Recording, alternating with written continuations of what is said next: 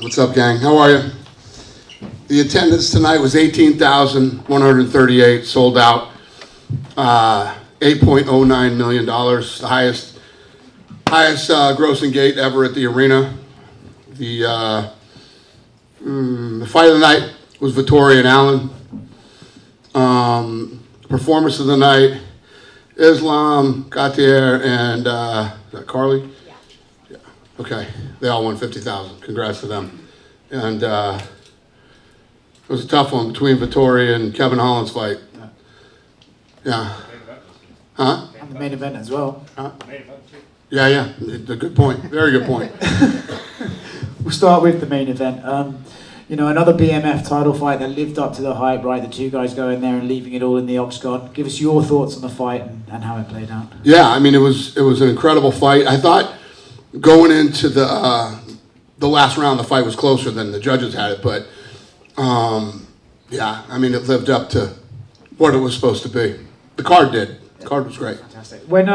When you see Max do his point at the ground in the last 10 seconds, is there any part of you that thinks, just as a fight fan, like, you're going to have to stop doing this eventually? No, I go, oh, hell yeah. Me and my crew were talking about it earlier tonight before we came to the fights.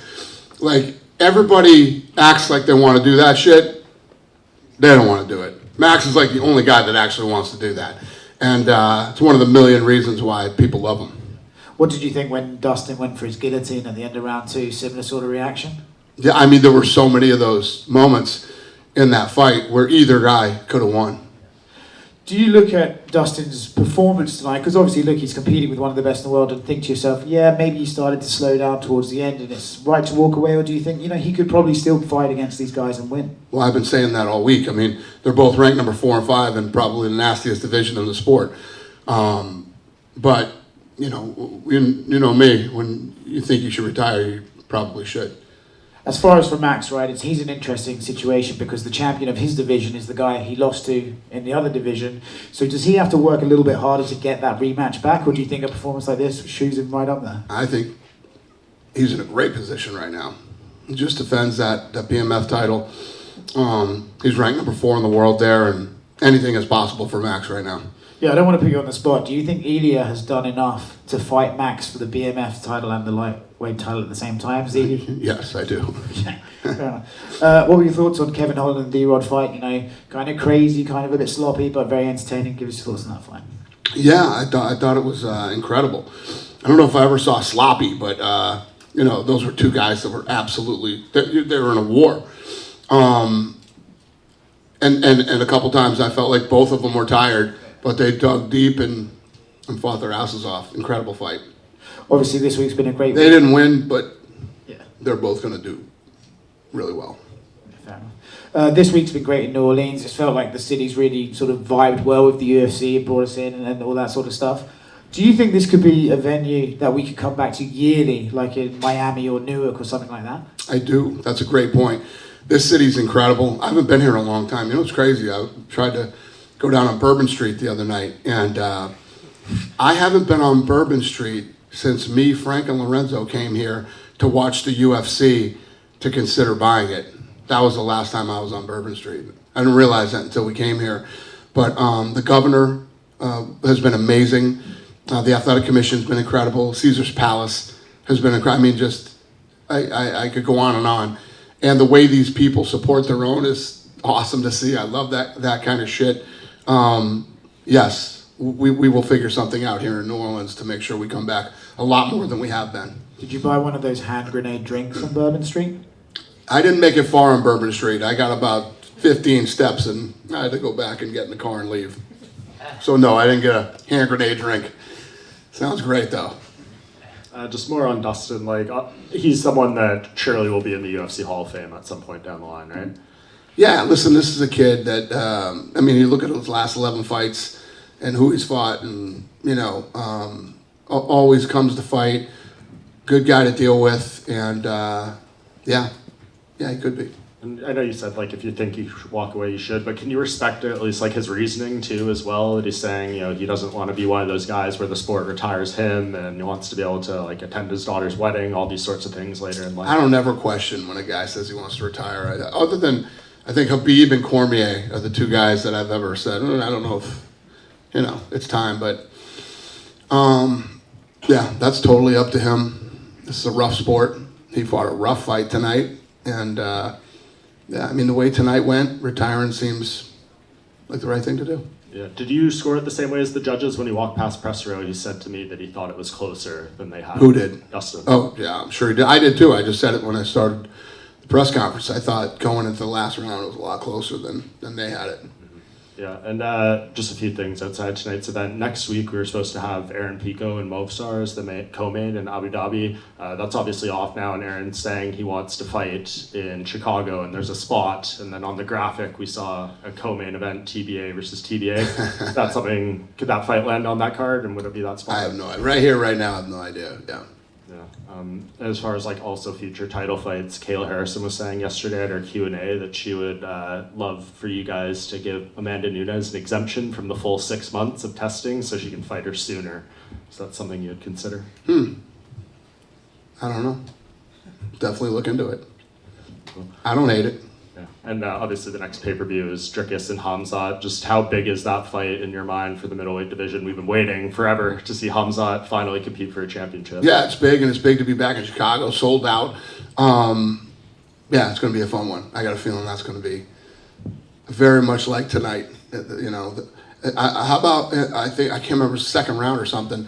The crowd was so loud that the ref couldn't hear the bell. And, you know what I mean? Went like another 5 seconds longer than it should have. But, yeah, I expect Chicago to be that way, too.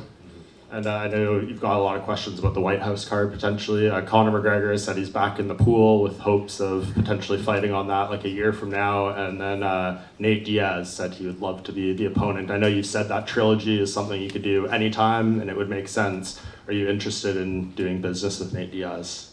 I love Nate. That fight's a year away. So I'm not even thinking about anything right now. The landscape will change so much by next 4th of July. You know, who knows what's going to happen? Who knows who's going to be on the card or what the main event will be or who will hold all the titles, and everything could be completely different. So it's not even worth thinking about it right now. Sure. I guess just one follow-up on that though with John Jones. He said I have other problems. I'm dealing with the logistics and you know, all the things on figuring out how to make this thing happen. How do we want to do it? I'm going to fly out there in about 10 days, 2 weeks, and we'll have all the renderings done, sit down with him and go through the renderings and see what he wants to do and what he doesn't want to do. Yeah. John Jones says he wants to be on there too, and he says he would fight whoever the champion is at that time. But would you be okay with him like coming back and potentially winning that belt again, and you might have to go through everything? Well, it's not even about him winning the belt. I mean, you know how I felt about him. I can't risk putting him in big positions in a big spot and have something go wrong. Fair enough. Yeah, especially the White House card. Dana, just seeing how this city and this arena reacted to not just Poirier, but the other fighters from Louisiana, how special was that for you? Well, it's always great. I mean, every time we go somewhere and the fans love what's going on, it's a hell of a night for me. Dana, just one quick one. This week you had Power Slap piggybacking with the UFC here in New Orleans. It was the first time that Power Slap had left New Orleans or Vegas, other than going out to the Middle East. So it seemed like it brought a great culture. Had a great time out there last night. The fans loved it. What was that like out here this week? It was a great weekend for us here, yeah. And I'm glad this is where we brought it first. And that arena was like it was built for Power Slap. I mean, it couldn't have been more perfect. The fights were incredible, and yeah, it was a home run. So I'm really happy about the entire weekend here in New Orleans. Do you think that once you get Power Slap kind of on the road officially like that, maybe almost every pay-per-view will have a Power Slap card to go with it? I don't know. My game plan with that, for those of you that have come and seen it live, it's like the UFC in the early days. You know, half the battle for me was getting people into the live event, because nobody would come to a live event and go, yeah, I don't ever want to come to one of these again. And that never happens with Power Slap. It's the exact opposite. Everybody who comes to Power Slap goes, wow, this is way better than I expected it to be, and it's a great live event. So the game plan is exactly the same. Move it around the country, take it everywhere, and let people come experience it live. Thank you. Dana, you had mentioned about New Orleans and everything like that. we have, we had, of course, Dustin. Earlier we had Brendan Allen. We had Carly Judice. What can you say about these Louisiana fighters that you have right now? What can I say about them? Yeah. We like them. They're great. Tonight was a huge success. Obviously the gate, the buzz, the energy in this town, and everything. I mean, it couldn't have been better. And everybody showed up and put on a great performance. So, yeah, very happy. Just one quick, maybe stupid one for me. I always notice the power slap solo cup there. What does Dana White drink in that power? I see. Lots of different things. What's in that post fight? Right now, it's Coke Zero. Yeah. Dana over here. Yep. Just one. Two fan favorites in the lightweight division, Charles Oliveira and Max Holloway. They both lost to the champion. Ilya, are you open to doing a Max Holloway-Charles Oliveira fight for the BMF belt? Anything's possible. I like his idea. I like your idea. The great thing about that division is there's so many incredible fights that you can do. You have Ilya, who's the champion. You got him with a BMF belt, and there's a lot of things we can do. Thanks, Dana. Yep. Dana, just one for me about the White House card. Do you expect the logistics to be more intense than the Sphere was, or do you think it's going to be easier than No. Not the Spheres. Listen, there's been one person that's done the Sphere, right? I thought after we did it, people would be running to the Sphere to do it. The Sphere is very challenging and very expensive.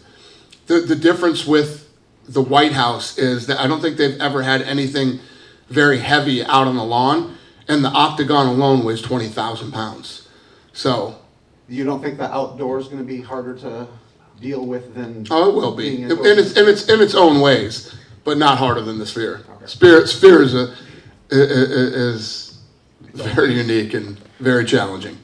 Hey Dana, I have a question right here. Yeah. What do you think about Islam Dulatov's performance? He's a huge star in Germany. The UFC hasn't been in Germany since 2016. What do you think about the performance?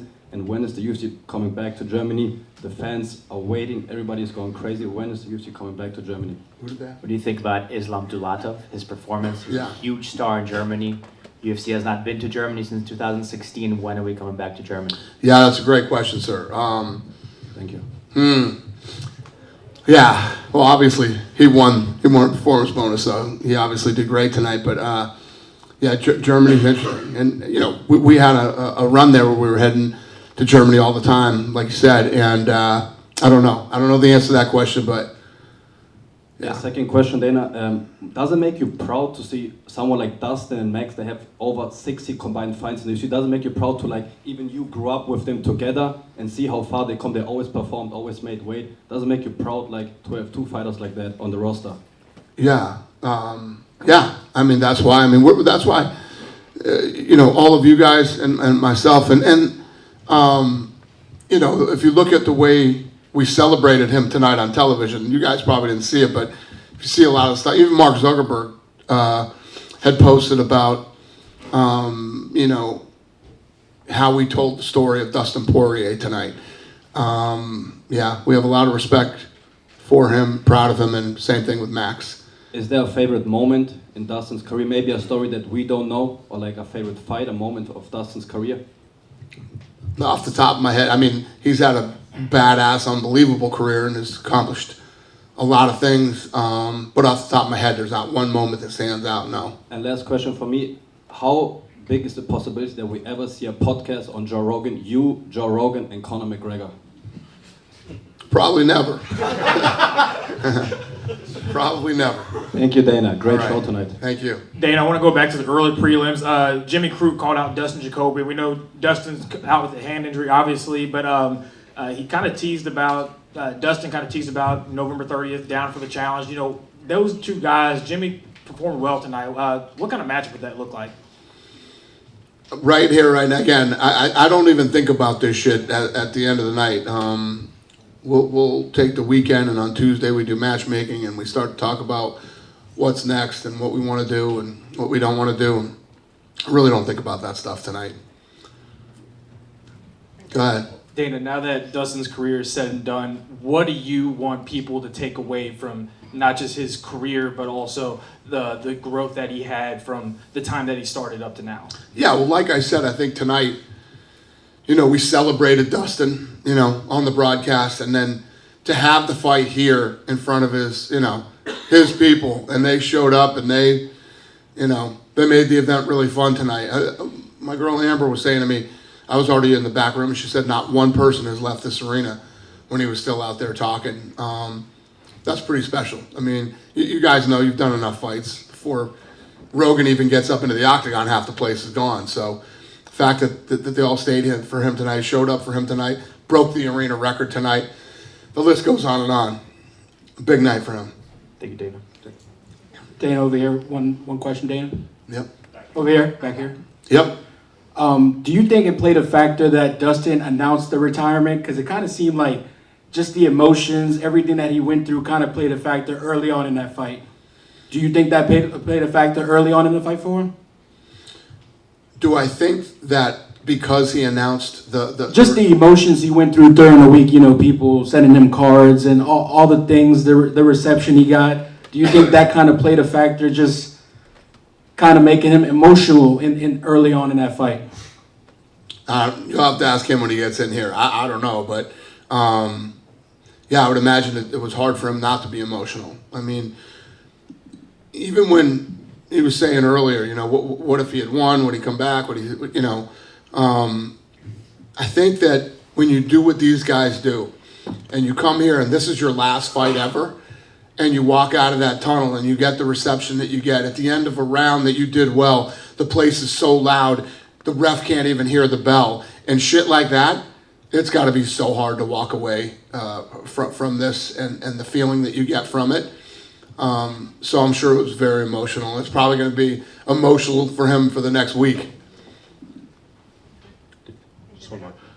Obviously don't expect you to mention any names, but if another fighter who you thought in the same regard as Dustin came to you and said, I want to do a retirement fight in my hometown, would you try to effort on doing something like this again? Well, we always try to, there's guys who, start to work their way up and they want to fight in their hometowns. Some guys who become big don't want anything to do with fighting in their hometowns. There's a lot of different feelings about it.